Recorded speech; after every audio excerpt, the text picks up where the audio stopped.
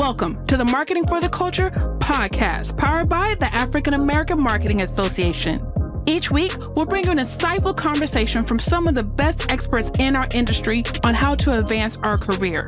Join the collective of Black marketers across the world, advancing their brand as we work towards creating a collaborative community. Hey everyone, welcome to the Marketing for the Culture podcast. I'm your host, Michelle Gomez, and today's special guest is a good friend, Christoph Trappe. Welcome to the show. How are you doing today? Doing well. Thanks for having me. Nice to see you again, Michelle. Yeah. So when I think of you, I think of all things content. You've been in this I'll take game. You've been in this game for a long time. So why don't you just share with us your content marketing journey? Like, what do you call yourself? What do I call myself? Whatever. I don't know. Content marketing strategist. But, I grew up in journalism. And ultimately, the reason I entered that field is because I wanted to tell good stories. I wanted to share good stories. And journalists certainly do that. They learn how to connect with audiences. They learn how to ask good questions.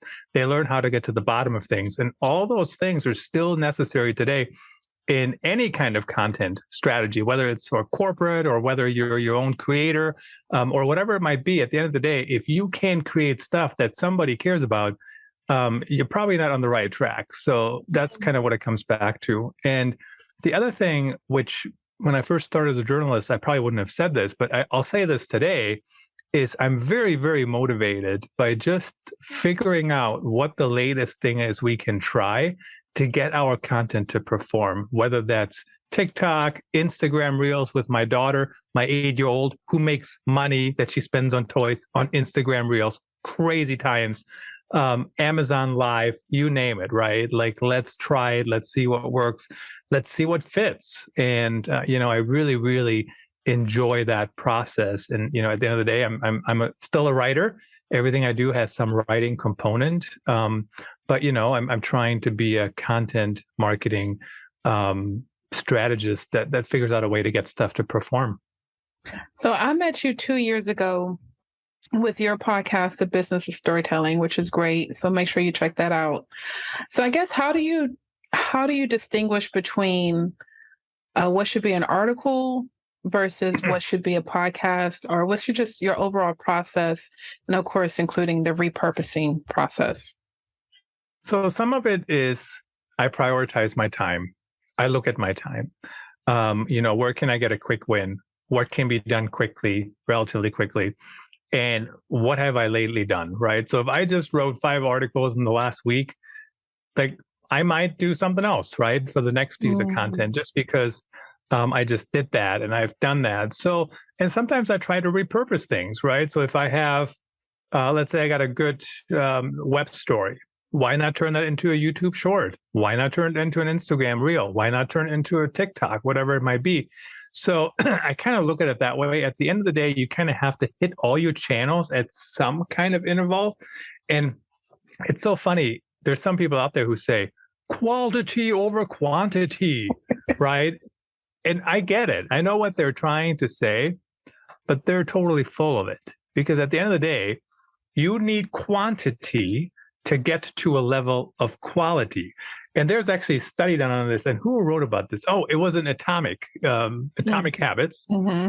And they gave the study that they reported. I don't think they did the study themselves, but basically the study was one group was supposed to take pictures of, take as many pictures as possible.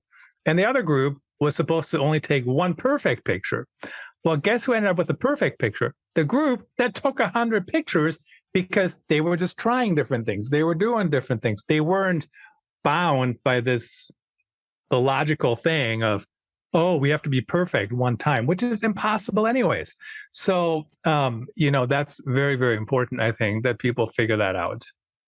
How long have you been podcasting? That's a good question.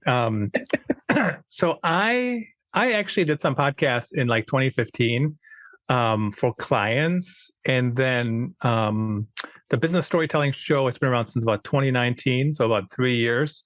And I think I probably did some with the Stay Mates podcast, like 18, probably 2017, maybe not 2017, maybe 2018. So, for a few years, but what I've done specifically has changed, certainly. Right, right. So we've been podcasting around the same time, and I'm kind of curious.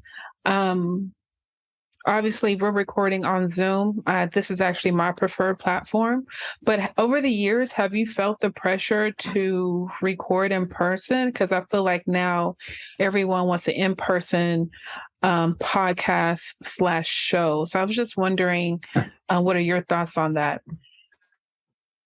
In 2022, my answer to that question would be it's total crap. Like, why? Like, tell me what the goal is. Like, it all comes back to a goal, right? How would this show be better if you and I sit across from each other in person? It would not be at all, right? We're still talking, we're having fun, and it wouldn't make any difference. Now, certainly we would could have a drink after or grab a bite to eat or something, but that has nothing to do with the actual show, right? Back in when I was doing content with Meetings Today, they had a lot of conferences that we went to, and we actually did do podcasts in person because people were right there and we would just do them. They were more interviews than podcasts like what we're doing, right? They were even shorter than, a 20, 25-minute chat. So sometimes it makes sense, but for me today, it makes no sense at all. And here's the reason why, because I live stream all of my shows. My shows go on DBTV, that's a TV station, right? They go all these different places. So I want to have a certain look, and the look happens when you're where you are, I'm where I am, we're on the screen together, we're talking, whatever. I can't recreate that at an event. Like, how am I going to do that, right? We have to have different mics, we have to have different cameras, we have to have a different setup. And then there's people walking around, like it's just a big mess. So my overstated answer is it's crap, but that's without knowing what those people's goals are. So if they're saying we want to do it because we think it's the latest, coolest thing, that's not a goal. But if they're saying we want to do it because we want to draw a live studio audience and we're going to get 100 people watching live and ask questions and whatever, maybe that's a good goal. But if it's only because we want to do it in person because we want to, that's not a goal. That's like an 8-year-old saying they want what they want. Oh man. Thank you for your perspective. And I guess the reason why I asked is because I do talk to a lot of people that want to start a podcast. And I'm one of those people, start where you are, your phone, your laptop, go from there because you should already have those things.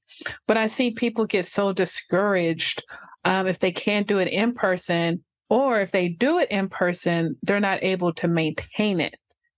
And I'm like, that's why you can just start where you are and build up versus just jumping into the top and it's no longer sustainable. So I appreciate your perspective on that.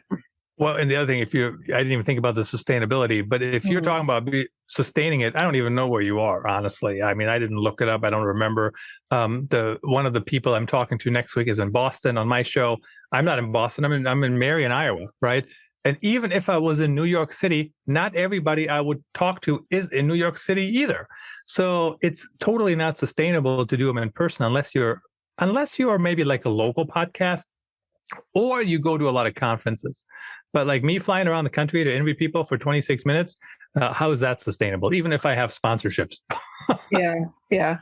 Well, speaking of sponsorships, what are some of the revenue models that you find are most beneficial that have benefited you over the years through your content marketing journey? Yeah, there's really two revenue models I dabble in, and you can tell me which one we want to go into deeper if I go down the wrong path or whatever you prefer.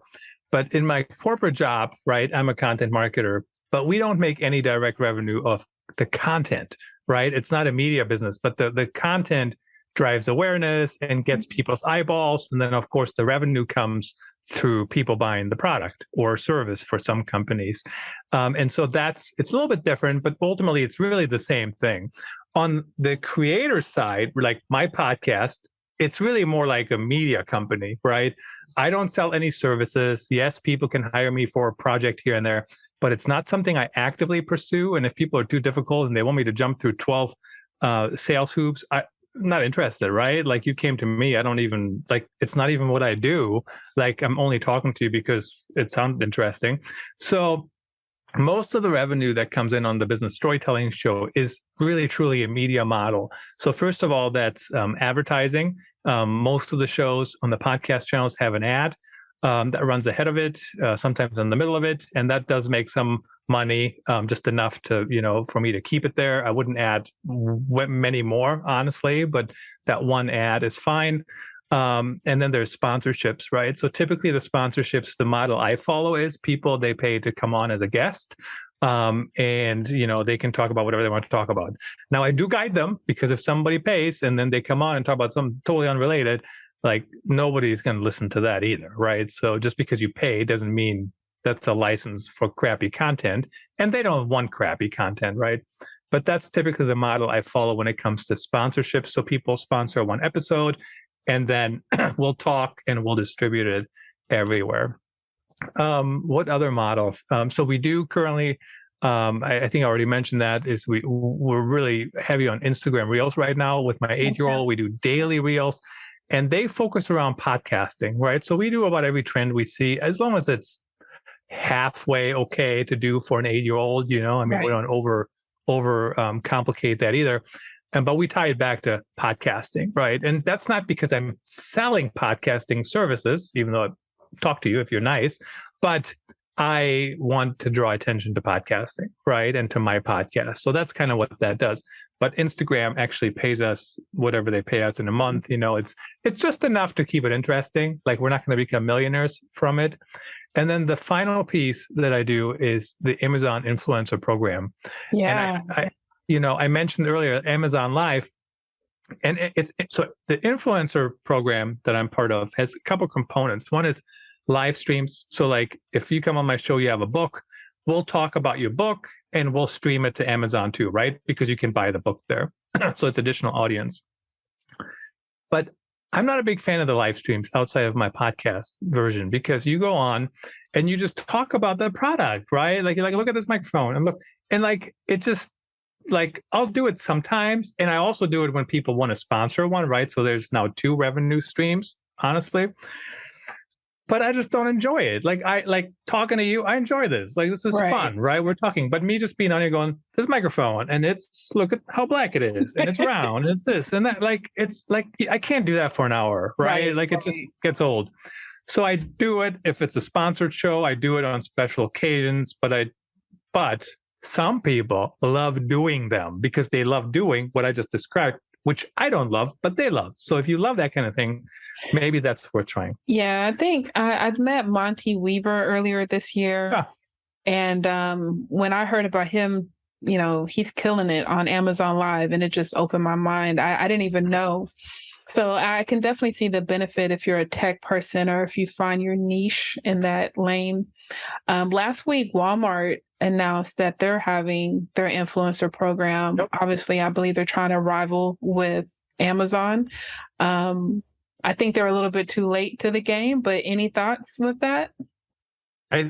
So here's my theory. So first of all, Monty, I know why he's successful, because and I can't do this, right? Mm-hmm. But he's just kind of hanging out. And like he talks, but he just kind of hangs out. Like he's just hanging out with you, right? And he's like, oh, look at this and look at this. I can't do that. I want to feel like I'm just doing something.